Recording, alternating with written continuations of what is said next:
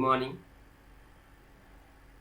My humble pranams to all my teachers to be bound me in this manner. Today I will cover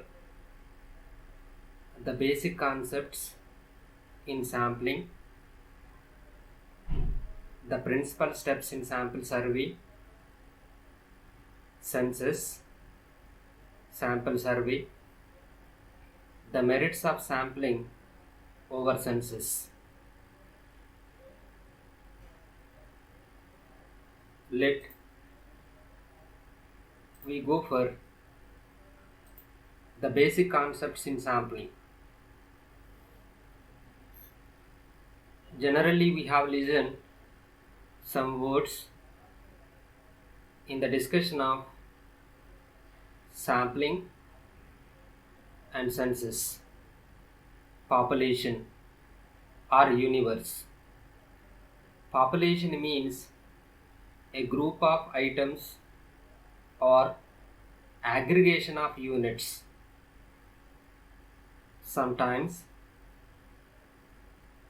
those units generally denoted as capital letters x1, so which means that x1, x2, so on, xn. Sample, the fraction of the population or subgroup of the population, a part of the population is known as sample. Sample units are generally denoted as small letters. Suppose x1, x2, so on, xn. So here there are n sample units are there. Here n population units are there. So the size of the population is capital N. The size of the sample is small n.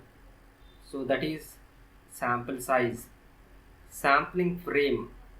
So generally in the context of the sample survey or census survey, this has an importance to identify population units without overlapping, or simply called as the list of population units or the map of population units. The parameter values are not sampling frame and the estimate sampling frame based on if you observe the sample value is nothing but generation used. A part of the population is nothing but the statistical measures computed from sample observations alone. Another alone is called. So here some of the another concepts are there. Was first used by parameter Professor R.A. Statistician.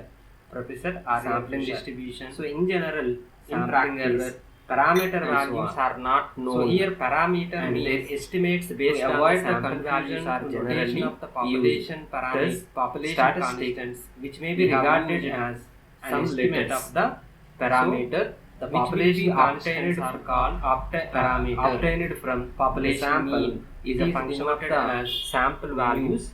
Population variance is denoted as next sigma sampling square. Distribution sigma. So here you observe that another one is nothing but one population statistic. We have to we know that we have to draw some samples. In generally, this is nothing but one sample. This is nothing but another sample. This is third sample, sir, right? So if we consider one statistic, at the same time we know that the statistic is different from one sample to another sample, right? So we are considered as mean.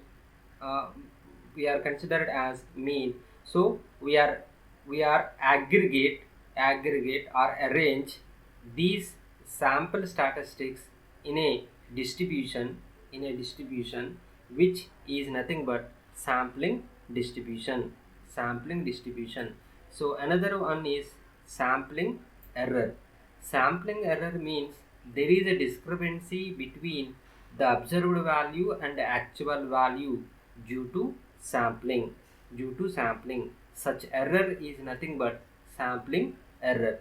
So sometimes we may be use this word random sample in collection of the samples from the population. Each unit in the population has equal chance. Such a sample is called random sample. So next we go for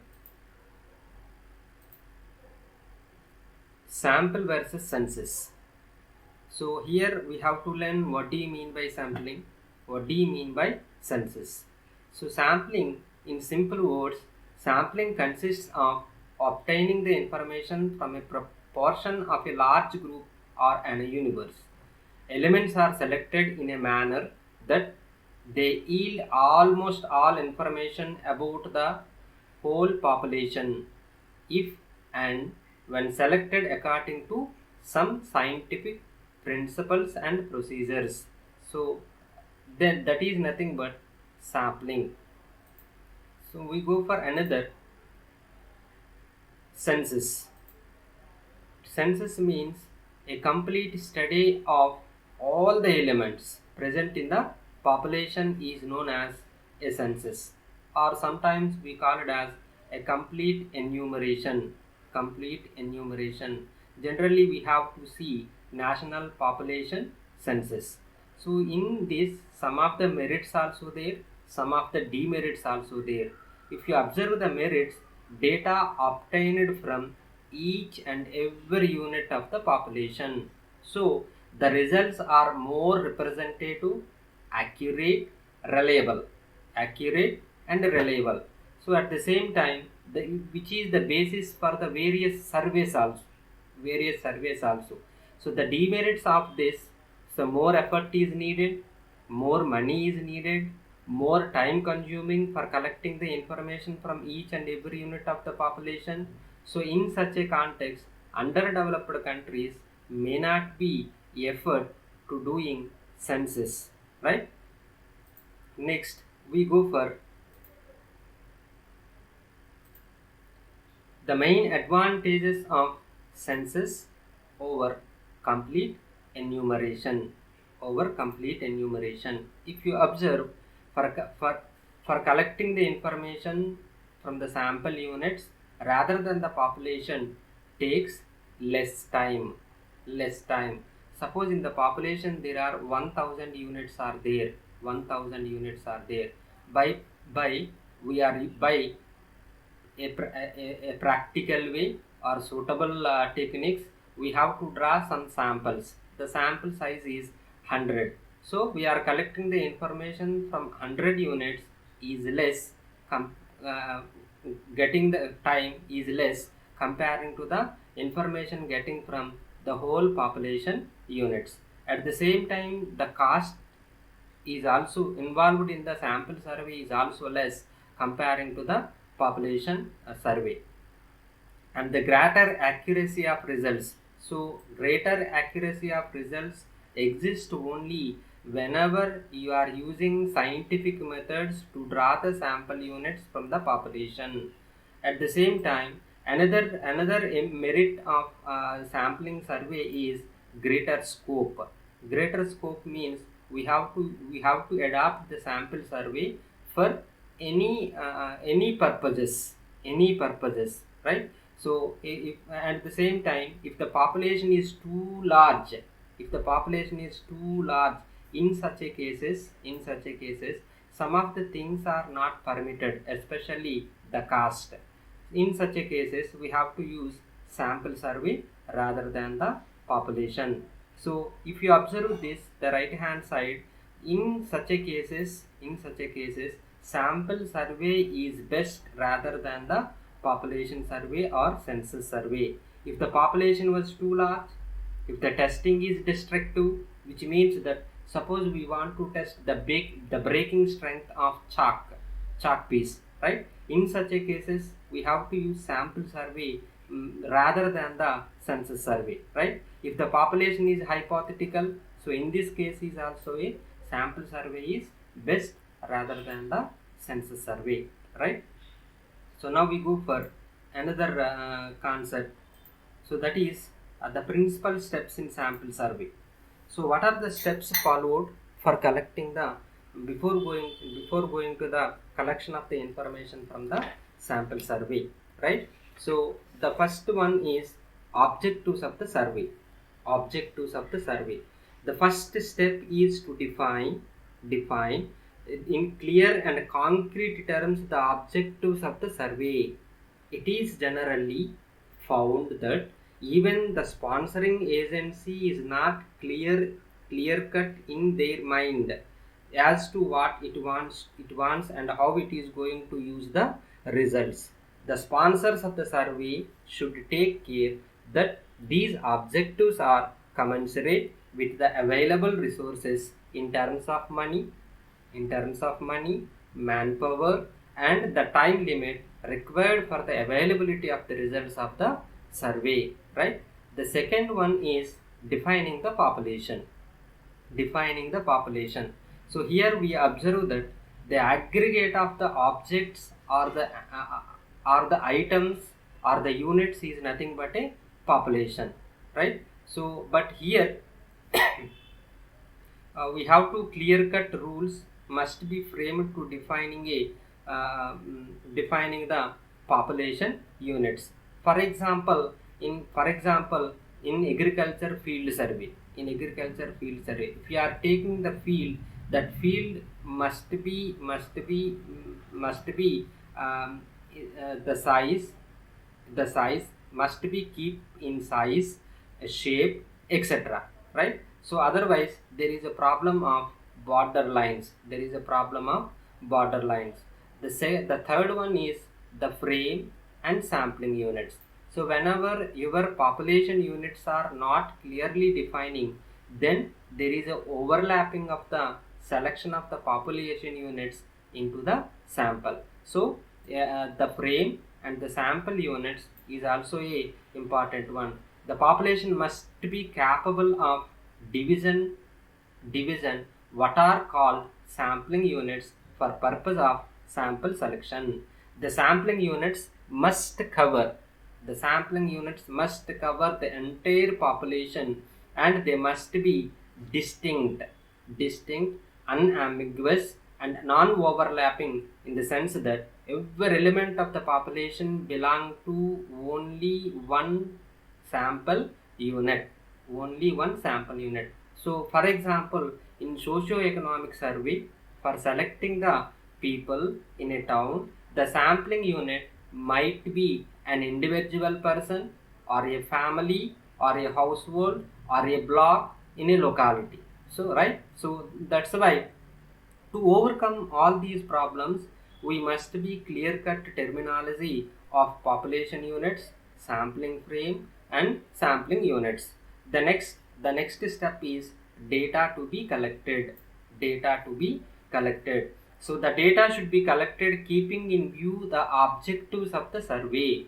The tendency should not be collect too many data or too small data to examine or analyzation. The practical method is to chalk out an outline of the tables that the survey should produce. This would help in eliminating the collection of irrelevant information and ensure that no essential data are omitted, right? So that is nothing but data to be collected. The next step in before going to the sample survey, we keep in our mind is the questionnaire and schedule. So whenever you decided about the data to be collected, the next followed step is either you are using questionnaire or schedule. What do you mean by questionnaire? What do you mean by schedule? So the questionnaire is nothing but we have to send the questionnaire to the respondents. The respondents himself or herself filled up the questionnaire and send it back to the investigator. So here there are some of the we have to getting more non-response in questionnaire method. The second one is schedule. So we have to prepare a schedule We have to prepare a schedule and go to respondent, that is the house to house survey, and we ask the question, and immediately we note down the answer given by the respondent, right? So that's why there is a difference between the questionnaire and schedule. So the primary difference is the questionnaire filled by the respondent, the schedule filled by the investigator, right? The next one is method of collecting information, methods of collecting information. So here, which method you are using for collecting the information? We have so many methods are available for collecting the primary data, right? So that is interview method is there, or mailed questionnaire method is there, right? So face to face interview or mailed questionnaire method. So you can adopt any one method according to your study. The next one is and next point keep in our mind is non-respondents. Quite often the data cannot be collected for all the sample units. For example, the selected respondent may not be available at his place when the investigator goes there, or he may be fail to give related information. In such a cases, we may not be getting the information from the particular sample unit. So such response is nothing but non-response, or such incompleteness is nothing but non-response, right? So how to overcome this non-response is nothing but, so we have to take another sampling, that is nothing but what we call is the practical sampling methods. We have to use the practical sampling methods, then we have to overcome the non-response. The next point is selection of the proper sampling design. Whenever we have to decide about the objectives of the survey, and the population units are defined, and we have to decide about the method of collecting the information, and so on. So we have to go for sampling design. So in this, we have to keep in our mind the size of the sample, the procedure of the selection, and the estimate of the population parameter, along with the uncertainty and are of important statistical problems that should receive the most careful attention.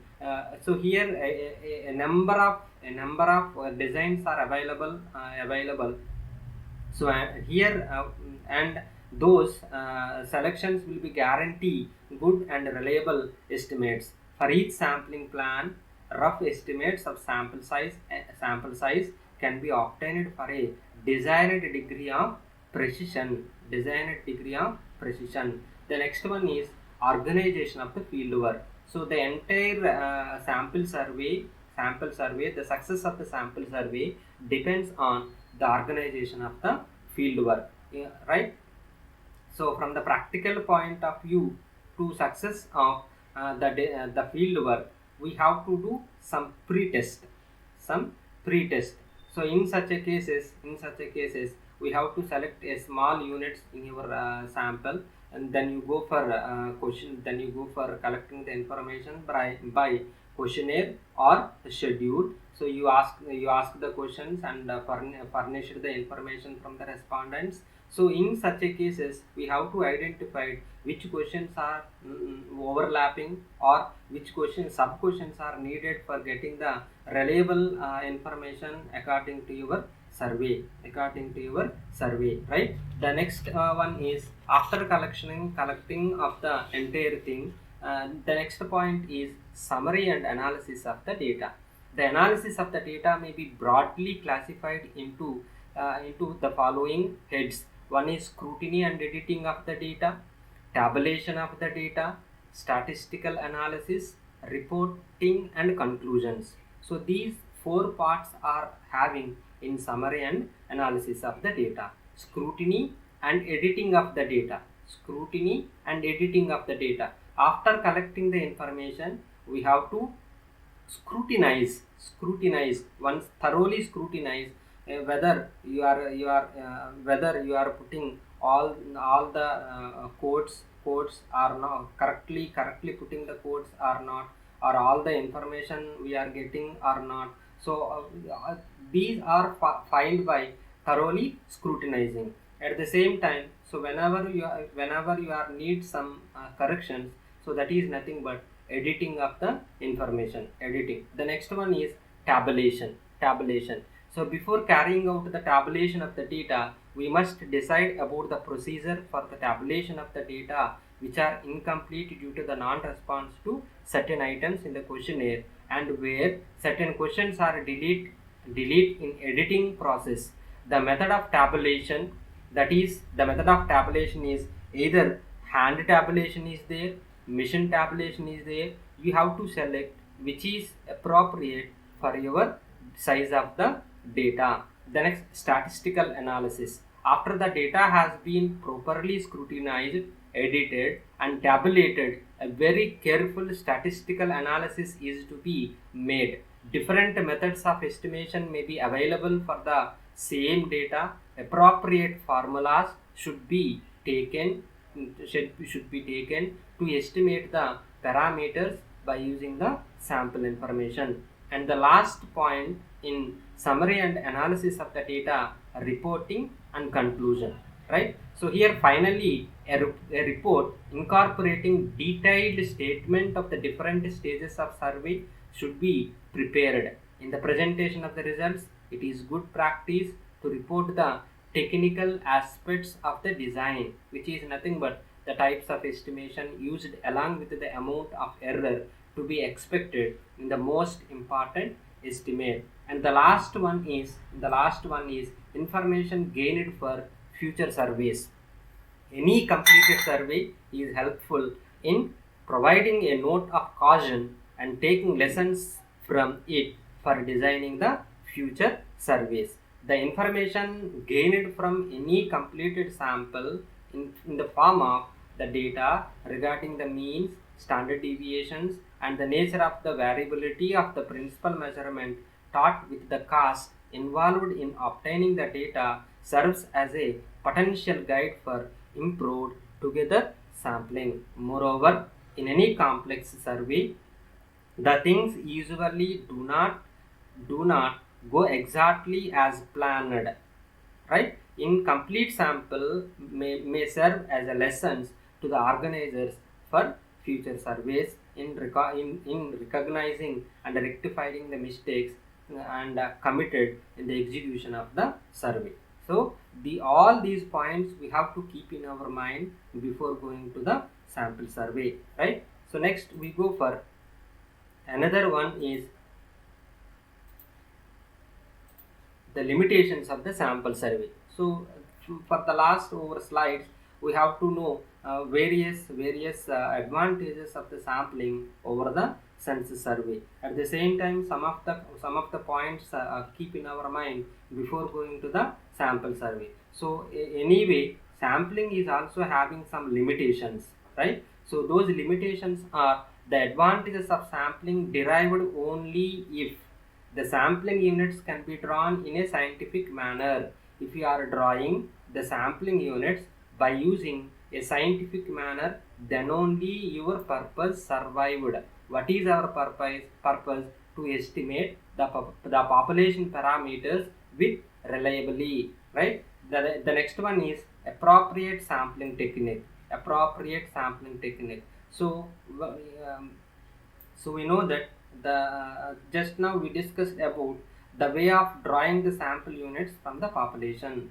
How you are drawing, which procedure you have to follow, that will be tell about the sampling technique. At the same time, adequate sample size. So the reliable sample size, required sample size must be needed for success of the sample survey. The next one is proper care should be taken in planning and execution.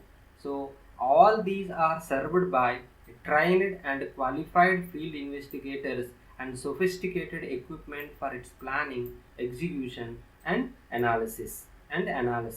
But moreover, if the money and time are not a constraints, the money and time are not a constraints, then go for census survey. Why? Because of census survey covers the entire population units. At the same time, we are getting the information from each and every unit of the population. That's why those results are more accurate, reliable than the sampling survey, right?